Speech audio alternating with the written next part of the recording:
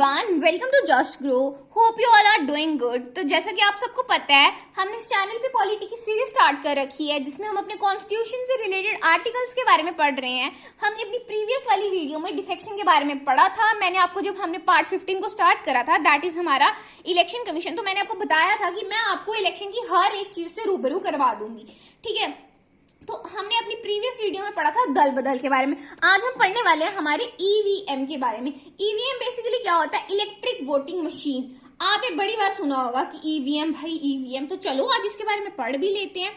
It is used to record vote electronically during elections, replacing the traditional method of paper ballot. अब ये क्या है?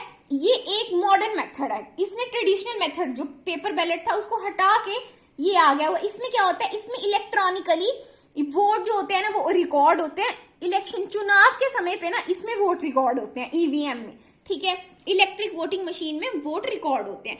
EVM was introduced by election commission of India.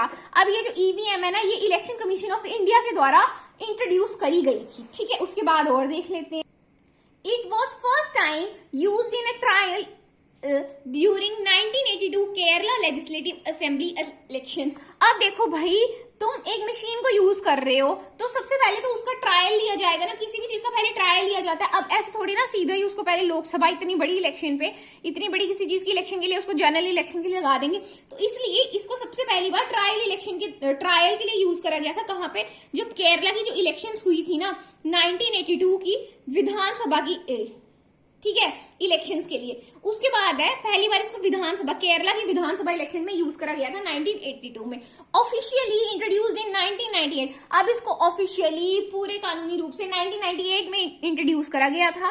First Lok Sabha election, जो पहली Lok Sabha election इसके through हुई थी, वो 2004 की थी। ठीक है, अब बेसिकली हमारा जो ईवीएम के साथ पढ़ने वाला टॉपिक बनता है ना, वो हमारा आता है वीवीपैट। पर कोई बात नहीं, हम नोटा के बारे में पढ़ लेते हैं। You might have heard about NOTA. ठीक है, कि अगर तुम किसी को पूछते हो कि कौन सा वोट दिया, सो कोई भी बेसिकली अपना वोट तो बताता नहीं है। ठीक है, तुमने कभी ना कभी अपनी 12th 11th में पढ़ा ही होगा कि भाई नोटा नोटा। तो नोटा होता क्या है? नोटा बेसिकली होता है नन ऑफ द अबव, मतलब कोई भी नहीं, इनमें से कोई भी नहीं। It is an option on the electric voting machine. मतलब ईवीएम्स, जो ईवीएम्स होती है ना, ये उन पे एक ऑप्शन होता है। इन इंडिया में जो ईवीएम्स है उसके ऊपर एक ऑप्शन होता है जो वोटर्स को अलो करता है कि जितने भी कैंडिडेट्स हैं, चाहे 10 हैं, चाहे 11 हैं, चाहे 5 हैं, चाहे 2 हैं, उन सबको तुम रिजेक्ट करके इसके ऊपर, नोटा के ऊपर तुम दबा सको। ठीक है, उन सबको तुम रिजेक्ट कर लो।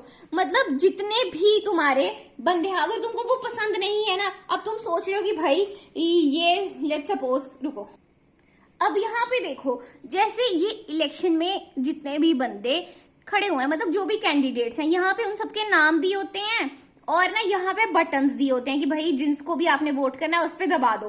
ठीक है, और नीचे सबसे लास्ट में एक आपका ऑप्शन होता है नोटा का। अगर आपको इनमें से, मतलब आपको अगर इन सारे कैंडिडेट्स में कोई भी पसंद नहीं है तो आप इस नोटा पे प्रेस कर दो। ठीक है, ये सुप्रीम कोर्ट के द्वारा इंट्रोड्यूस किया गया था 2013 में। NOTA gives voter the right to reject all candidates if they find none suitable. अब नोटा जो है ना, वो वोटर्स को ये अधिकार देता है कि अब जितने भी कैंडिडेट्स हैं इलेक्शन में खड़े हुए, उन सबको रिजेक्ट कर दो अगर आपको कोई भी बंदा सूटेबल नहीं लगता उस पोस्ट के लिए। ठीक है, NOTA does not impact the voter directly. अब जो नोटा है ना, ये वोट पे इसका कोई प्रभाव पड़ता ही नहीं है। इफ लेट्स सपोज कि जो फर्स्ट नंबर पे, ये मैं आपको ना कुछ एक एग्जांपल से समझाती हूँ। लेट्स सपोज कि हमारे पास 1 2 3 4 कैंडिडेट्स हमारे खड़े हुए हैं। Candidate A, candidate B, candidate C, candidate D and this one is NOTA. अब जो कैंडिडेट ए है, इसको मिली है लेट्स सपोज 5% सीट, इसको मिली है 6% सीट, इसको मिली है 20% सीट, और इसको मिली हुई है हमारी लेट्स सपोज की 15% सीट। अब इन सबको मिला के कितनी सीट मिली हुई है? मतलब कि इन सबको मिला के कितने परसेंट वोट मिले हुए हैं हर एक कैंडिडेट को? 46%। अब इन सबको टोटल मिला के कितने वोट मिले, मतलब कैंडिडेट्स को कितने वोट मिले? 46%। अब जो नोटा को वोट मिले हुए हैं ना, नोटा के पास कितने परसेंट के वोट आए हैं? सॉरी, नोटा के पास आया 54 54%। मतलब कि अब ये मतलब इसमें क्या बोला गया है इस लाइन में, NOTA doesn't impact the vote directly. अब ना ये नहीं देखा जाएगा कि भाई 54% जो लोग हैं उनको ऐसा लगता है कि कोई भी इन 4 कैंडिडेट्स में से कोई भी बंदा सूटेबल नहीं है इस पोस्ट के लिए। वो देखेंगे कि भाई सबसे ज्यादा वोट किसके पास है, ठीक है, वो देखेंगे इसके पास नंबर सी कैंडिडेट के पास है, तो वो इसको एज अ विनर घोषित कर देंगे, ठीक है। मतलब इसके पास मेजॉरिटी है, पर मतलब ये थोड़ी ना देखेंगे, पर ये चीज होनी चाहिए कि ये चीज देखेंगे ही नहीं वो कि भाई ये नहीं देख रहे वो कि 54% है, 54% लोग ऐसे हैं जो नोटा को जिन्होंने वोट करा हुआ है। वो देखेंगे कि भाई सिर्फ ये चीज, मतलब ये तो सिर्फ एक होता है लोगों को लिए, हाँ भाई आपको कोई पसंद नहीं है तो आप डाल दो नोटा पे वोट, ठीक है। मतलब नोटा इज बेसिकली कि लोगों को ऐसा फील ना हो कि हमारी वो नहीं है, मतलब कि हमारी कोई वैल्यू टाइप, ठीक है, कुछ कह सकते हो तुम। उसके बाद है even if NOTA gets the highest number of the votes the candidate with the most valid vote excluding NOTA still wins.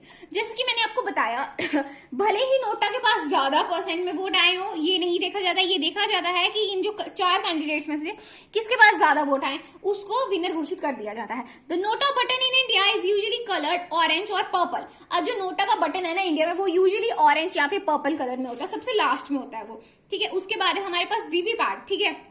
अब ये जो इलेक्ट्रिक वोटिंग मशीन होती है, जो हमारी ईवीएम होती है और हमारी वीवीपैट होती है, इन दोनों को जनरली साथ में रखा जाता है, ठीक है। अब वीवीपैट क्या होती है, voter verifiable paper audit trial. It is a system that is attached to EVM. जैसे कि मैंने आपको बताया ये एक ऐसा सिस्टम है जो ईवीएम के साथ जुड़ा हुआ होता है, ठीक है। अब और देख लेते हैं हम। When you press the button on the EVM, the VVPAT prints a slip displaying the names, serial number and symbol of your chosen candidates. अब देखो ये आपका EVM और दिख रहा है आपको, हाँ ये है आपका EVM, ठीक है, और ये है आपका VVPAT। अब VVPAT में ये एक स्क्रीन होती है, ये एक स्क्रीन होती है, ठीक है। और यहाँ पे आप जिस बंदे, और यहाँ पे होता है कि भाई ये कैंडिडेट्स के नाम होते हैं और ये बटन होता है कि आपने जिसको चूज करना है, ये नोटा का बटन होता है लास्ट में, ठीक है। उसके बाद ये जो स्क्रीन होती है आप इसमें जिसको भी चूज करोगे, जो भी नंबर वाले को करोगे ना, वो यहाँ पे आ जाएगी, यहाँ पे इस स्क्रीन पे शो हो जाएगा। लेट्स सपोज कि आपने कैंडिडेट बी को, इस कैंडिडेट बी को चूज करा है, तो यहाँ पे आ जाएगा कैंडिडेट बी वगैरह वगैरह, और ठीक है जो भी होगी डिटेल्स वो सब इसके ऊपर आ जाएंगी। और ये जो स्लिप है ना ये आपको दिखेगी, और 1 मिनट के लिए 5 कितने कुछ सेकंड्स के लिए भी मैंने आपको बताया, this everything is visible on a transparent screen for about 7 seconds and then it drops into a seal box. अब ये सब जो है ना ये आपको इस पे, मतलब इस बॉक्स पे, ट्रांसपेरेंट स्क्रीन पे आपको सिर्फ और सिर्फ 7 सेकंड के लिए देखने को मिलेगी। उसके बाद ये जो है ना ये इस बॉक्स के अंदर, इसी के साथ ये बॉक्स जो होता है, बस ये स्क्रीन होती है। You can also Google it, आप देख सकते हो, तो इसके अंदर ये गिर जाएगी, ठीक है। मतलब कि एक बंदे को बता देती है कि भैया आपने इसको वोट करा हुआ है, ठीक है, बंदे को पता लग जाता है। उसके बाद है M3 VVPAT, latest and currently version used specially for 2017।